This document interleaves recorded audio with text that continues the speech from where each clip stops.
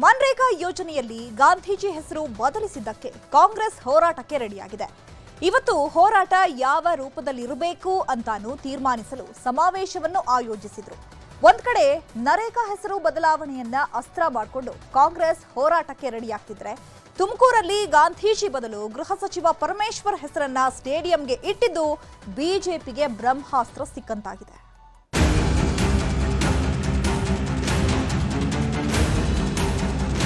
ಯಾವ ಕಾರಣಕ್ಕೂ ಇದನ್ನ ಅನುಷ್ಠಾನ ತರಲಿಕ್ಕೆ ಸಾಧ್ಯ ಇಲ್ಲ.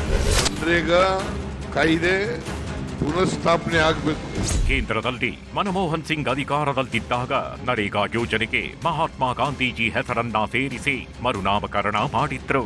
ಆದರೆ ಕಳೆದ ತಿಂಗಳ ಸಂಸತ್ ಅಧಿವೇಶನದಲ್ಲಿ ಮನ್ರೇಗಾ ಯೋಜನೆಯ ಹೆಸರನ್ನ ವಿಕಸಿತ್ ಭಾರತ್ ಜಿ ರಾಮ್ಜಿ ಅಂತ ಮೋದಿ ಸರ್ಕಾರ ಬದಲಿಸಿತ್ತು. ಮಹಾತ್ಮ ಗಾಂಧೀಜಿಗೆ ಅವಮಾನ ಮಾಡ್ತಿದೆ ಬಿಜೆಪಿ ಅಂತ ಹೇಳಿ ಕಾಂಗ್ರೆಸ್ ಹೋರಾಟಕ್ಕಿಳಿದಿದೆ. ಇವತ್ತು ಬೆಂಗಳೂರಿನ ಅರಮನೆ ಮೈದಾನದಲ್ಲಿ ಕಾಂಗ್ರೆಸ್ ನಾಯಕರು ಪ್ರತಿಭಟನಾ ಸಿದ್ಧತೆ ಸಭೆಯನ್ನು ನಡೆಸಿ ಹಲವು ನಿರ್ಣಯಗಳನ್ನ ತೆಗೆದುಕೊಂಡ್ರು. ಮನ್ರೇಗಾ ಬಚಾವೋ ಸಂಗ್ರಾಮಕ್ಕೆ ಕಾಂಗ್ರೆಸ್ ಕರೆ ಕೊಟ್ಟಿದೆ. ಎಲ್ಲಾ ವಿಧಾನಸಭಾ ಕ್ಷೇತ್ರಗಳಲ್ಲಿ ಮನ್ರೇಗಾ ಬಚಾವೋ ಧರಣಿ ನಡೆಸಲು ತೀರ್ಮಾನಿಸಿದೆ. ಪ್ರತಿ ಕ್ಷೇತ್ರದಲ್ಲೂ ಕೇಂದ್ರ ಸರ್ಕಾರದ ವಿರುದ್ಧ 5-10 ಕಿಲೋಮೀಟರ್ ಪಾದಯಾತ್ರೆ ಧರಣಿ ನಡೆಸಿ ತಹಶೀಲ್ದಾರರಿಗೆ ಮನವಿ ಸಲ್ಲಿಸಲು ನಿರ್ಧರಿಸಿದ್ದಾರೆ. ಈ ಧರಣಿ ಯಶಸ್ವಿಗೊಳಿಸಲು ಕೆಪಿಸಿಸಿಯಿಂದ ವೀಕ್ಷಕರ ನೇಮಿಸಲಾಗುತ್ತೆ. ನಾಳೆಯ ಕ್ಯಾಬಿನೆಟ್ ಸಭೆಯಲ್ಲಿ ಹೋರಾಟಕ್ಕೆ ಅಂತಿಮ ಮುದ್ರೆ ಸಿಗಲಿದ್ದು, ಕಾಂಗ್ರೆಸ್ ಸೋತ ಕ್ಷೇತ್ರಗಳಲ್ಲೇ ದೊಡ್ಡ ಮಟ್ಟದ ಹೋರಾಟಕ್ಕೆ ತೀರ್ಮಾನ ಆಗಿದೆ. ಜನರಿಗೆ ತಿಳಿಸ್ತಕ್ಕಂಥ ಕೆಲಸವನ್ನು ಮಾಡಬೇಕು. ಇದು ಜನಾಂದೋಲನವಾಗಿ ಪರಿವರ್ತನೆ ಆಗಬೇಕು. ಜನಾಂದೋಲನವಾಗಿ ಎಲ್ಲಿವರೆಗೆ ನಾವು ನಮ್ಮ ಹೋರಾಟ ಮುಂದುವರಿಬೇಕು ಅಂತಂದ್ರೆ, ಮನ್ರೇಗಾ ಕಾಯ್ದೆ ಪುನಃಸ್ಥಾಪನೆ ಆಗಬೇಕು, ವಾಪಸ್ ಬರಬೇಕು.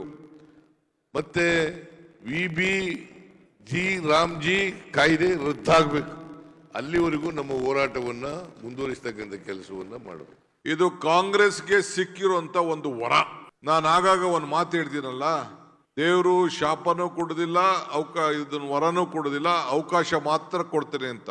ಇದೊಂದು ವರ ಮತ್ತು ಅವಕಾಶ, ಇವೆರಡನ್ನೂ ಕೂಡ ನಾವು ಯಾವ ರೀತಿ ಬಳಸ್ಕೊಳ್ತೀವಿ ಅದರ ಮೇಲೆ ನಮ್ಮ ಪಕ್ಷ ಒಂದು ದೊಡ್ಡ ಶಕ್ತಿ ಸಿಗ್ತದೆ. ಒಂದು ಕಡೆ ಮನ್ರೇಗಾ ಯೋಜನೆಯಲ್ಲಿ ಗಾಂಧೀಜಿ ಹೆಸರನ್ನ ತೆಗೆದಿದ್ದಕ್ಕೆ ಕಾಂಗ್ರೆಸ್ ಹೋರಾಟಕ್ಕೆ ಅಣಿಯಾಗ್ತಿದೆ.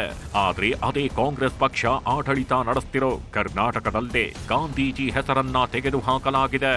ತುಮಕೂರು ಜಿಲ್ಲಾ ಒಳಾಂಗಣ ಕ್ರೀಡಾಂಗಣಕ್ಕೆ ಮಹಾತ್ಮ ಗಾಂಧೀಜಿ ಹೆಸರಿತ್ತು. ಆದ್ರೆ ಗಾಂಧೀಜಿ ಹೆಸರನ್ನ ತೆಗೆದು ಗೃಹ ಸಚಿವರಾದ ಡಾಕ್ಟರ್ ಜಿ ಪರಮೇಶ್ವರ್ ಅವರ ಹೆಸರನ್ನ ಇಡಲಾಗಿದೆ ಅಂತ ಬಿಜೆಪಿಯವರು ಬೀದಿಗಿಳಿದು ಪ್ರತಿಭಟನೆ ಮಾಡಿದ್ರು.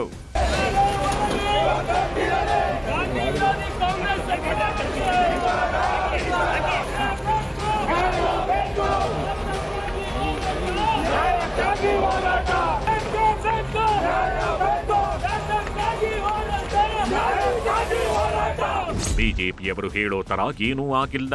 ಪೂರ್ಣ ಕ್ರೀಡಾಂಗಣಕ್ಕೆ ಮಹಾತ್ಮ ಗಾಂಧೀಜಿ ಹೆಸರು ಹಾಗೇಗಿದೆ.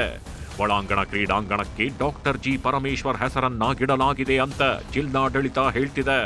ಆದ್ರೆ ಒಳಾಂಗಣ ಸ್ಟೇಡಿಯಂಗೂ ಗಾಂಧೀಜಿ ಹೆಸರಿಡುವಂತೆ ಬಿಜೆಪಿ ಆಗ್ರಹಿಸ್ತಿದೆ. ನಮ್ಮ ಕಾಲದಲ್ಲಿ ಆ ಸ್ಟೇಡಿಯಂಗಳನ್ನ ಪೂರ್ಣಗೊಳಿಸಿದೆವು ನಾವು. ಅದು ಉದ್ಘಾಟನೆ ನಾನೇ ಮಾಡಿದ್ದು. ಅದನ್ನ ಪರಮೇಶ್ವರ್ ಹೆಸರಿಟ್ಟುಕೊಂಡು ಏನ್ ಸಾಧನೆ ಮಾಡಕ್ ಕೊಟ್ಟಿದ್ದಾರೆ? ಮಹಾತ್ಮ ಗಾಂಧಿಗೆ ಯಾಕೆ ಅವಮಾನ ಮಾಡ್ತಾರೆ? ಅಂದ್ರೆ ಮಹಾತ್ಮ ಗಾಂಧಿ ಬಗ್ಗೆ ಕೇವಲ ಮೊಸಳೆ ಕಣ್ಣೀರನ್ನು ಸುರಿಸಿದ್ರು ಅಂತ ಬಹಳ ಸ್ಪಷ್ಟ ಆಗ್ತದೆ.